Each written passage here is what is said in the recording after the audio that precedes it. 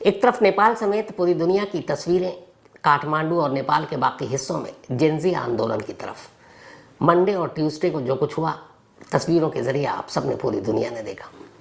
लेकिन इन्हीं तस्वीरों और इसी जेनजी आंदोलन की आड़ में कुछ मौका परस्त लोग कुछ और ही मौका ढूंढ रहे थे। नेपाल के इतिहास की सबसे बड़ी जेल ब्रेक का मौका। नेपाल भर की अलग अलग जेलों में हजारों कैदी बंद हैं, जिनमें रेप, मर्डर, डकैती, चोर, उचक्के, इन सारे जुर्मों में बंद हैं। बहुत सारे सजा याफ्ता हैं, कईयों को तो उम्र कैद की सज़ा मिली है।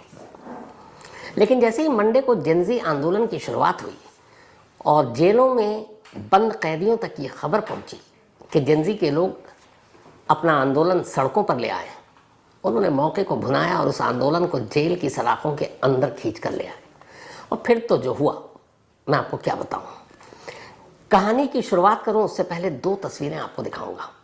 ये पहली तस्वीर बड़ी मशहूर नेपाल में जेल है, एक दिल्ली बाजार। जैसे इस जेल के अंदर ट्यूसडे को यह खबर पहुंची कि जेनजी ने पूरे नेपाल में उथल पुथल मचा रखा है। बड़े बड़े मंत्री, सांसद इस्तीफा दे देकर, जान बचा बचा कर भाग रहे हैं। प्राइम मिनिस्टर भी अब निकल लिए इस्तीफा देकर, और एक तरह से पूरे नेपाल पर अब जेनजी का कब्जा है। जेल में बंद कैदियों को उम्मीद की एक नई किरण दिखाई दी। इस दिल्ली बाजार जेल में बंद सैकड़ों कैदी, उन्होंने उस आंदोलन को जेल के अंदर लिया और ये भी जेनजी के नारे लगाने लगे, सरकार के खिलाफ नारे लगाने लगे। बट मकसद कुछ और था। इसके बाद धीरे धीरे जेल प्रशासन पर इन्होंने ऐसा धावा बोला। पहले तो दिल्ली बाजार जेल को आग के हवाले करने की कोशिश की। बड़ी मुश्किल से जेल स्टाफ ने हाथ पैर जोड़ा, कहा भाई ऐसा मत करो। फिर उन्होंने कहा कि तुम जाओ, हम नहीं रोकेंगे। जेल का दरवाज़ा ही खोल दिया। लेकिन इत्तेफाक से तब तक आर्मी पहुंच चुकी थी। अब आर्मी वालों ने देखा कि जेल का गेट खुल चुका है और सैकड़ों कैदी। अब ये जो तस्वीर आप देख रहे हैं सड़क के उस पार, अब आर्मी को मिला क्या करें। हालांकि ज़्यादा तादाद में नहीं, 8-10 होंगे। सड़क पर लेट गए आर्मी वाले, हाथ में बंदूक, निशाना सामने गेट पर, और गेट पर खड़े कैदी। कुछ कैदियों के साथ और आर्मी वाले उन्हें समझा रहे हैं भैया वापस चले जाओ, और गेट से बाहर आओगे तो फिर गोली मारेंगे। अब आर्मी वालों की तादाद कम, क्योंकि पूरा नेपाल सुलग रहा था। इधर कैदियों की तादाद सैकड़ों में, गेट के अंदर और अंदर। थोड़ी देर तक ये सब कुछ चला। फिर नेपाली आर्मी को भी लगा कि बहुत ज़्यादा देर तक यहाँ कुछ कर नहीं पाएंगे। गोली चला दी तो 10, 12, 15, 20, 100 कैदी को गोली लगेगी। उनके पीछे जो पूरा रेला आएगा वो क्या करेगा।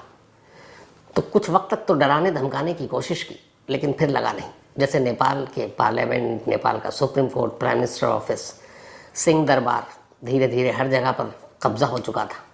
आर्मी वालों को लगा अक्लमंदी यही है कि भाई इनको छोड़ दो, जान रही तो बाद में पकड़ लेंगे। उसके बाद आर्मी वाले वहाँ से चले जाते हैं और ये कैदी आराम से खुले दरवाजे से सैकड़ों की तादाद में बाहर, और बाहर निकलने के बाद अब जेनजी के समर्थन में और सरकार के खिलाफ मुर्दाबाद के नारे शुरू हो जाते हैं। ये पहली तस्वीर थी। दूसरी तस्वीर एक कपिलवस्तु जेल है, ये वहाँ की है। यहाँ भी ऐसा लग ही नहीं रहा कि जेल में कोई पहरेदारी है या कुछ है। हर एक को अपनी जान प्यारी है। आराम से जेल से गेट खुला और कैदी कतार में अब बाहर आ रहे हैं। बाहर निकलते हैं और उसके बाद अलग अलग रूट पर फैल जाते हैं। उसके बाद वो भी आंदोलनकारियों में शामिल हो जाते हैं। फिर पता ही नहीं चलता है कौन कैदी है, कौन जेनजी है, कौन शरीफ है, कौन बदमाश है। अब एक तीसरी तस्वीर आपको दिखाता हूँ। ये तो दो हो गई जो कैदी इस आंदोलन के नाम पर निकल लिए। एक नेपाल के एक्स डिप्टी प्राइम मिनिस्टर हैं, मतलब पूर्व प्रधानमंत्री, और इनका नाम है रवि लमिछने। अप्रैल में इनको अरेस्ट किया गया था। कुछ कोऑपरेटिव स्कैम के नाम पर करंट सरकार जो थी ओली, उनके साथ बन नहीं रही थी, तो उन्होंने इस पर इल्ज़ाम लगाया और उठाकर इनको जेल भेज दिया। अब जैसे ही ये मंडे और ट्यूसडे को आंदोलन शुरू हुआ, बहुत सारे जेनजी रवि के भी फैन, जेल तक आप बात पहुंची। अब जेल वाले वहाँ भी घबराए कि भैया कहीं यहाँ जेनजी वाले ना आ जाएं, जिन्होंने पार्लियामेंट नहीं छोड़ा, प्राइम मिनिस्टर ऑफिस नहीं छोड़ा, सुप्रीम कोर्ट नहीं छोड़ा, फिर यहाँ क्या कर लेंगे। तो उन्होंने हाथ जोड़ा और उन्होंने कहा रवि साहब, एक्स डिप्टी प्राइम मिनिस्टर, आप चले जाइए, जब हालात ठीक होंगे, मन करेगा तो वापस लौट आइएगा। उसके बाद ये निकलते हैं वहाँ से बाकायदा रैली के साथ, और एक्स डिप्टी प्राइम मिनिस्टर। कोई पत्रकार नेपाल का वहाँ पूछता भी है तो कहते हैं कि देखिए हमें तो अभी जबरन बाहर भेज दिया गया है, क्योंकि जेल में भी हालात ठीक नहीं है, जैसे ही सब ठीक होगा मैं वापस लौट आऊँगा। तो ये सब नेपाली मीडिया के सौजन्य से ये तस्वीरें आपको दिखा रहा हूँ। ये तो 3 तस्वीरों की बात हो गई। अब आइए असली कहानी पर। जैसे ही मंडे को जेनजी आंदोलन शुरू हुआ और काठमांडू की सड़कों पर कोहराम मच गया और ट्यूसडे होते होते लगभग पूरा कंट्रोल जेनजी के हाथ में, सरकार नाम की कोई चीज़ नहीं, प्राइम मिनिस्टर भाग चुके हैं, सांसद मंत्री इस्तीफा दे रहे हैं, एक्स पीएम और बाकी मंत्रियों के घर पर धावा बोला जा रहा है। तो इस आंदोलन की खबर अब जेल के अंदर तक पहुंची। कैदियों को इस अवसर में एक मौका दिखाई दिया। उन्होंने भी कहा कि चलो सरकार मुर्दाबाद, होली मुर्दाबाद, करप्शन ये वो, और जेनजी जिंदाबाद, हम उनके सपोर्ट में, और उन्होंने नारे लगाने शुरू कर दिए। अब उसके बाद धीरे धीरे नेपाल के अलग अलग जेलों में ये आंदोलन पहुंच गया और अब तो jail staff, jailer, security guard, इन सब की हालत ख़राब। 25 ऐसी जेल नेपाल के अंदर जिसने इस आंदोलन की हवा को अपने अंदर आने दिया, और फिर कैदी ने इस आंदोलन के नाम पर सवार होकर आराम से दरवाज़ा खुला और बाहर निकलते हैं। जो जेल ब्रेक की सबसे खूनी इंसिडेंट हुई वो थी बांके जुवेनाइल रिफॉर्म सेंटर। ये बच्चों का जैसे अपने होता है ना बाल सुधार गृह, तो वहाँ पे जो नाबालिग जिन्होंने क्राइम किया उनको रखा गया था। और इस सेंटर में कुल 228 नाबालिग बच्चे अलग अलग जुर्म के मामले में बंद थे। अब इन बच्चों तक भी पहुँचा। अब ये भी उसी जेनजी वाले की सोच सारी की जेनजी है तो मतलब अपना ही है, अब सब कुछ बदल गया नेपाल में, क्या क्राइम व्राइम। इन्होंने कहा कि चलो मौके को भुनाते हैं। अब इन्होंने भी अंदर जेनजी का सपोर्ट शुरू कर दिया और उसके बाद देखते ही देखते जेल स्टाफ और गार्ड पर टूट पड़े। इस बाल सुधार गृह यानी जुवेनाइल रिफॉर्म सेंटर में जितने जेल स्टाफ थे या पुलिस वाले थे, उनके पास हथियार थे। अब इन नाबालिग बच्चों ने उन हथियारों को उनसे छीनना शुरू कर दिया। अब 228 बच्चे और स्टाफ कितने, टोटल 15-20, कैसे कंट्रोल हो। शुरू में डराने की कोशिश की, गोलियां चलाई कि हथियार न छीने, और इसी शूट आउट में 5 ऐसे नाबालिग बच्चों की मौत हो गई। इसके बाद बच्चे भड़क गए। फिर तो स्टाफ को भी लगा कि अब तो अपनी ही जान मुसीबत में है। उन्होंने हथियार डाला और कहा भाई जिसको जाना है जाओ। 228 में से 112 जेल से निकल गए, बाकी कुछ शरीफ थे, उन्होंने कहा रहने दो, कुछ को अभी रिहाई भी मिलनी है जल्दी। तो 112 वहाँ से निकल गए, लेकिन 5 बच्चों की जान चली गई। ये सबसे खूनी इंसिडेंट था जेल ब्रेक के मामले में। इसके बाद काठमांडू वैली में 2 सबसे बड़ी जेल है और इन 2 जेलों में सैकड़ों कैदी हैं। तो इन्हीं में से एक है सुंधारा सेंट्रल जेल। यहाँ पे जैसी ये खबर पहुंची, अराउंड 3,300 कैदी थे उस वक्त। उन्होंने जेल स्टाफ पर नारे लगाते हुए हमला कर दिया। अब जब हमला किया तो जेल स्टाफ को देखा कि भैया इनकी तादाद हमसे बहुत ज़्यादा है। उन्होंने सीधे हथियार डाले और उन्होंने कहा आपको जो करना है करो, हमें बख्श दो। 3300 कैदी आराम से टहलते हुए बिना जल्दबाजी के इस सुंधारा सेंट्रल जेल से बाहर निकलते हैं। अलग अलग रास्तों पर हर तरफ धरना प्रदर्शन तो चल ही रहा था और उसमें शामिल हो जाते हैं। अब भीड़ में ये पता नहीं कौन शरीफ है कौन बदमाश है। तो कुल मिलाकर जेल का दरवाज़ा आसानी से जेल स्टाफ ने खोल दिया कि तुम जाओ, जब मौका मिलेगा वापस ले आएंगे। 3,300 कैदी इस अकेले सुंधारा जेल से निकल गए। काठमांडू वैली की दूसरी सबसे बड़ी जेल है नक्खू जेल। इस जेल तक भी इस आंदोलन की आंच पहुंची और वहाँ पे भी अच्छी खासी तादाद में बंद। इस जेल के स्टाफ को जैसे ही पता चला कि जेनजी का आंदोलन चल रहा है, उन्होंने अंदर जब खबर पहुंचाई तो कैदियों को लगा यही मौका है कैद से रिहाई का। ललितपुर में मौजूद है ये नक्खू जेल। इसके बाद देखते ही देखते 1400 कैदी इकट्ठे हुए और सीधा सीधा जेल स्टाफ को धमकी, या तो हमें जाने दो या फिर लड़ो। जेल स्टाफ ने भी मौका देखा, कहा जान है तो जहान है। कुछ ही मिनटों में 1400 प्रिजनर्स, 1400 कैदी इस नक्खू जेल से 1, 2, 3। अब काठमांडू के दिल्ली बाजार, जिसकी आपको तस्वीर दिखाई आर्मी वाले लेटे हुए थे, यहाँ तो सबसे पहले इन जेल तक जब बात पहुँची तो उन्होंने जेल के अलग अलग ब्लॉक में आग लगाने की कोशिश की। आग लगाने के लिए वो सारा पेट्रोल डीजल सब ले आए थे। अब उनको तादाद और उनके गुस्से को देखते हुए लगा कि भैया ये तो पूरी जेल ही सुलग जाएगी। जेल के स्टाफ ने हाथ जोड़े, उन्हें कहा आपको जो करना है आप करो, प्लीज़ आग मत लगाओ। बहुत सारे इसमें स्टाफ है, उनका भी परिवार है। कैदियों ने फिर कहा हमें जाने दो। उन्होंने कहा हम गेट खोल देते हैं, और फिर वही गेट खुला जब बाहर आर्मी दिखी थी, जो बाद में चली गई। और इस नक्खू जेल से भी कैदी आराम से टहलते हुए निकल गए और काठमांडू और नेपाल की अलग अलग भीड़ में गुम हो गए। नेपाल पुलिस के डिप्टी इंस्पेक्टर जनरल है विनोद घिमिरे। विनोद घिमिरे ने नेपाली मीडिया को जो स्टेटमेंट दिया है उसमें उन्होंने बताया है कि अभी तक की जो इन्फॉर्मेशन उनके पास, वो नेपाल की अलग अलग 25 जेलों में से 25 जेलों में से ऑफिशियल उनके, ये कल का डेटा था, 13,570 प्रिजनर्स, 13,570 कैदी उनके हिसाब से तब तक उनके पास गिनती थी। ये तादाद ज़्यादा हो सकती है उन्होंने कहा, क्योंकि बहुत सारे अभी कैदियों के बारे में ये पता नहीं है कि वो हैं कि नहीं है।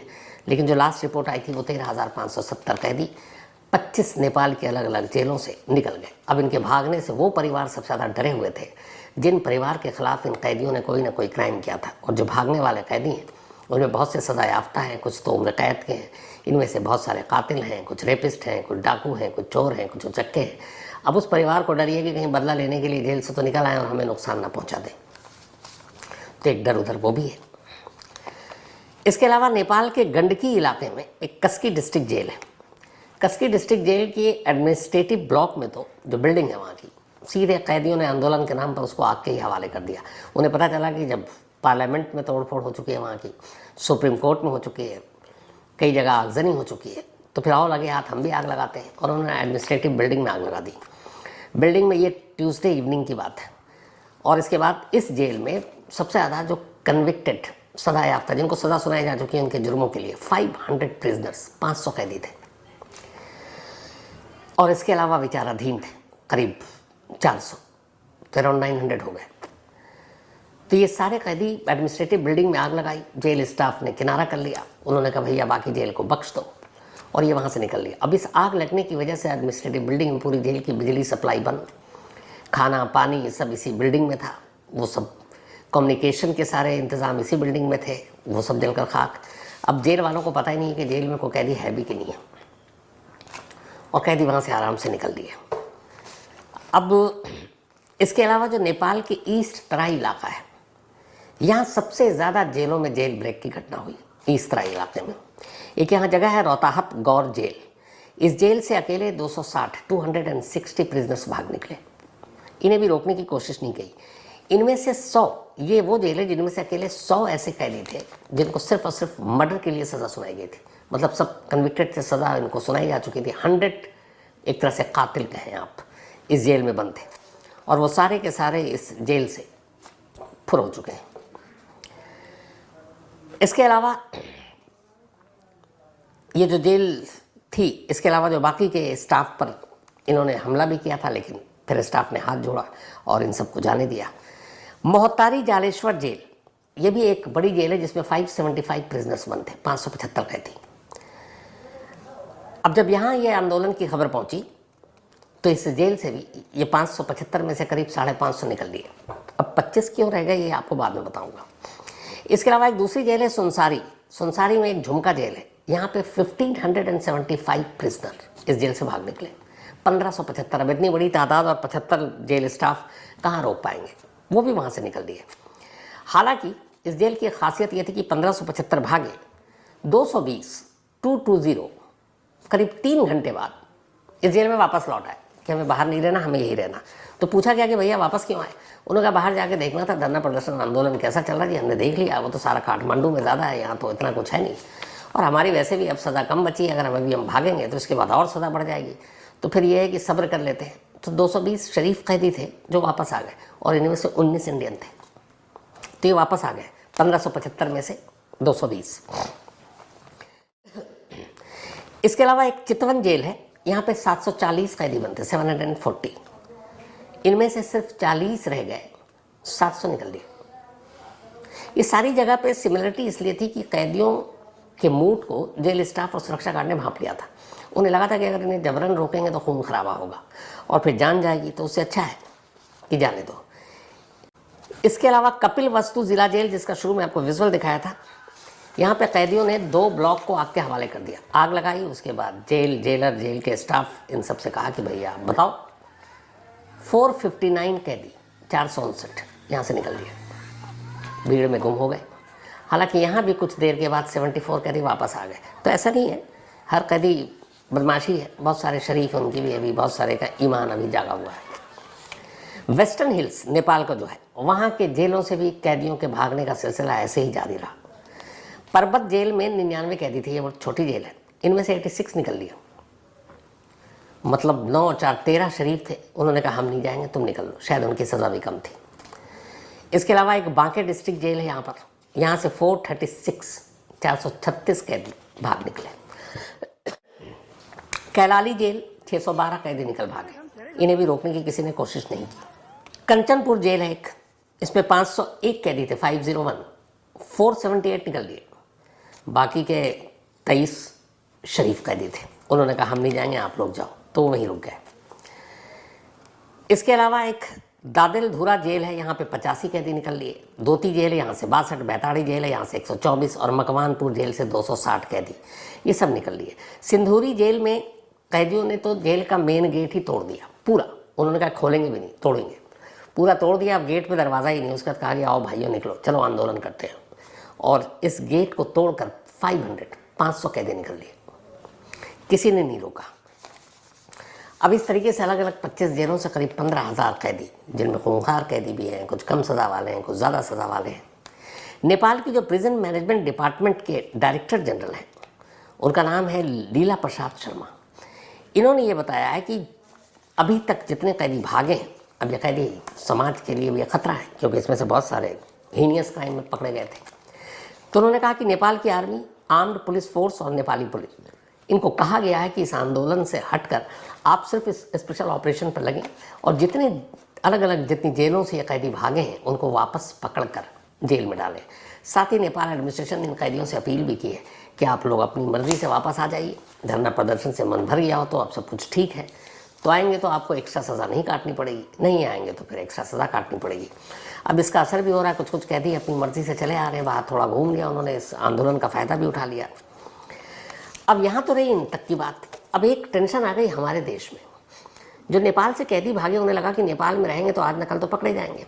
अब नेपाल से हमारी सीमा वैसी नहीं है जैसे पाकिस्तान के साथ हमारी सीमा है, तो तनाव रहता है, सुरक्षा का ज़्यादा खतरा हमारा पाकिस्तान से है, नेपाल से तो इतना है नहीं। तो अब इंडिया नेपाल बॉर्डर कई जगह से हमारी लगती है, यूपी से, बिहार से, बंगाल से। तो बहुत सारे कैदी जो निकले, और उसमें इंडियन भी थे कैदी, उन्होंने कहा चलो लगे याद अपने देश ही निकल लेते हैं, फिर कहाँ यहाँ पे रहेंगे। और कुछ नेपालियों को लगा कि चलो भैया इंडिया भाग चलते हैं, नेपाली पुलिस आर्मी से बचे रहेंगे। अब हमारे यहाँ जो है सशस्त्र सीमा बल SSB, जो भारत और नेपाल बॉर्डर पर जिनकी ड्यूटी लगाई जाती है, नेपाली अथॉरिटी से इनको ही पता चला कि भाई शरीफ लोग तो छोड़ो, बदमाश भी जेल से निकल कर भाग गए हैं, तो ज़रा इन पर नज़र रखिए।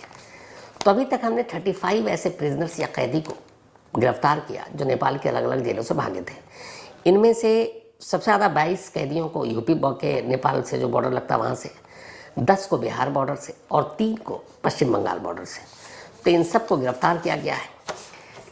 जो लेटेस्ट खबर आ रही है वो ये आ रही है कि बहुत सारे ऐसे कैदी जो भागे हैं, और जो नेपाल में चल रहा है जेनजी का आंदोलन, उसमें कई लोगों ने उन्हें समझाया कि तुम्हारी अब सज़ा ज़्यादा नहीं है, लौट आओ, और ये बता देना कि हमारे अंदर भी राष्ट्रभक्ति जागी थी, हम निकल आए। लेकिन जो खूंखार कैदी जिन उम्र कैद की सज़ा मिली है, उनको पकड़ना बड़ा चुनौतीपूर्ण है, चैलेंजिंग है, क्योंकि उन्हें पता है कि अगर पकड़े गए तो पूरी ज़िंदगी जेल में कटेगी, और ये मौका अच्छा है आंदोलन के नाम पर निकल लो, और मौका मिले तो नेपाल से ही निकल लो। तब खतरा पड़ोसी देशों के, उनमें से एक हम भी हैं कि ऐसे कातिल, ऐसे रेपिस्ट, ऐसे डाकू, ऐसे चोर उचक्के, ऐसे सज़ा याफ्ता मुजरिम सीमा पार करके भारत में न घुसे, और ऐसे कई घुस चुके हैं ऑलरेडी, कुछ तो पकड़े गए। लेकिन अब भारत नेपाल सीमा के बारे में मैंने आपको बताया कि बहुत सख्ती नहीं होती, और अपने यहाँ पासपोर्ट वाला भी लेना देना है नहीं, तो बहुत सारे नेपाली वैसे भी वहाँ से आए हैं, और उनको लेके हम थोड़ा सा लीनियन व्यू भी रखते हैं। तो लेकिन ये अब टेंशन है कि 15,000 कैदी भागे हैं। नेपाल के इतिहास में जेल ब्रेक की इससे बड़ी घटना कभी हुई नहीं। तो 15,000 कैदी में से कुछ भी अगर भारत का रुख करते हैं तो हमारे लिए कानून व्यवस्था, लॉ एंड ऑर्डर के लिए एक चुनौती है। तो उम्मीद यही है कि तो ये कैदी जेनजी जिस नेक मकसद से आंदोलन चलाया भ्रष्टाचार के ख़िलाफ़, भाई भतीजावाद के ख़िलाफ़, तो उसी के तहत ये लोग भी थोड़ा बदलें, सुधरें, और जो बाहर आ गए हैं वो वापस जेल जाएं।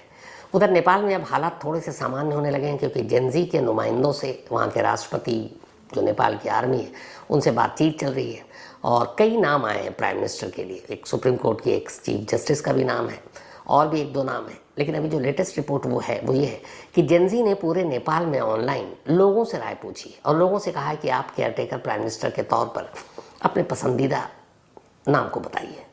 तब ऑनलाइन में जिसके नाम पे ज़्यादा वोट पड़ेगा, जो ज़्यादा सबसे पसंदीदा होंगे, उनको शायद केयरटेकर प्राइम मिनिस्टर की भूमिका दी जाएगी तब तक के लिए, जब तक के लिए नेपाल फिर से ढर्रे पर नहीं लौट आता और वहाँ एक चुनाव, हालांकि चुनाव में भी अब बहुत सारी चीज़ें पलटने की, बदलने की जेनजी मांग कर रही है।